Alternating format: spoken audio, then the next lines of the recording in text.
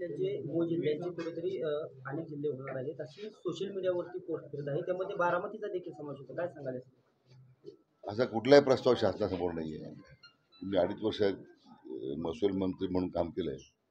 ना त्या प्रस्तावाची कुठे चर्चा आहे, ना जिल्हा विभाजनाची कुठे त्याच्यामध्ये त्यामुळं जिल्हा विभाजनाच्या संदर्भात ज्या बातम्या येतात त्या पूर्ण कल्पकुलित आहे, त्याला काही अर्थ नाही आहे.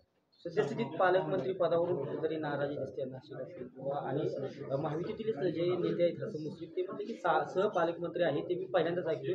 कुठेतरी मंत्रालयात गेल्यानंतर मी त्याची चौकशी करणार की सहपालकमंत्री काय असतं, कुठे यातून नाराजी एक नेत्याची बाहेर सुरू झाली. नाही, मला वाटत नाही की नाराजी कोणी असण्याचं कारण नाही. ठीक आहे, तर काही जिल्ह्यासाठी आग्रह असतो पक्षाला आणि प्रत्येक नेत्याला वाटतं की हा जिल्हा मला मिळावा. पण मला वाटतं महायुतीमध्ये असे अनेक प्रसंग येत असतात जातात, कारण शेवटी आमचा प्रपंच मोठा आहे. आता राज्याच्या निर्मितीनंतर एवढा मोठा धनादेश पहिल्यांदाच महायुतीला मिळालेला आहे, म्हणजे कोणत्या सरकारनं. त्यामुळे स्वाभाविक अपेक्षा वाढलेल्या आहेत. पण मला वाटतं हे तिन्ही नेते एकत्र बसून मार्ग काढतील. मला कळत नाही कोण वावड्या उठवत आहे. अजून आता बजेट येतं आपलं मार्चमध्ये.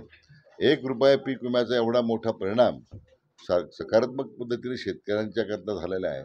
त्यामुळे विम्याच्या बद्दलची शेतकऱ्यांमध्ये एक उत्सुकता आहे. पूर्वी मोठ्या प्रमाणात रकमा भरायच्या, विमा मिळत नव्हता, शेतकरी पैसे भरत होता. आपण जो माननीय देवेंद्रजींनी 1 रुपया पीक विम्याची योजना जाहीर केली, आज सर्व राज्यामध्ये त्याचा एक परिणाम आहे. पूर्वी विमा कंपन्यांची घरं भरले जातात असा आरोप व्हायचा.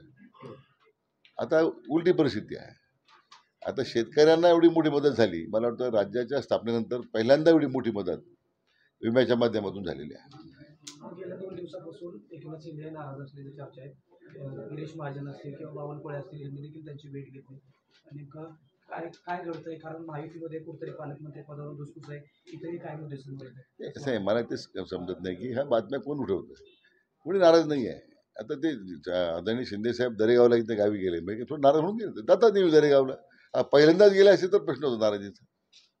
परिसरातील विश्वसनीय व ताज्या घडामोडींसाठी बारामती टाइम्सचे YouTube चॅनेल लाईक करा, सबस्क्राईब करा आणि शेअर करा.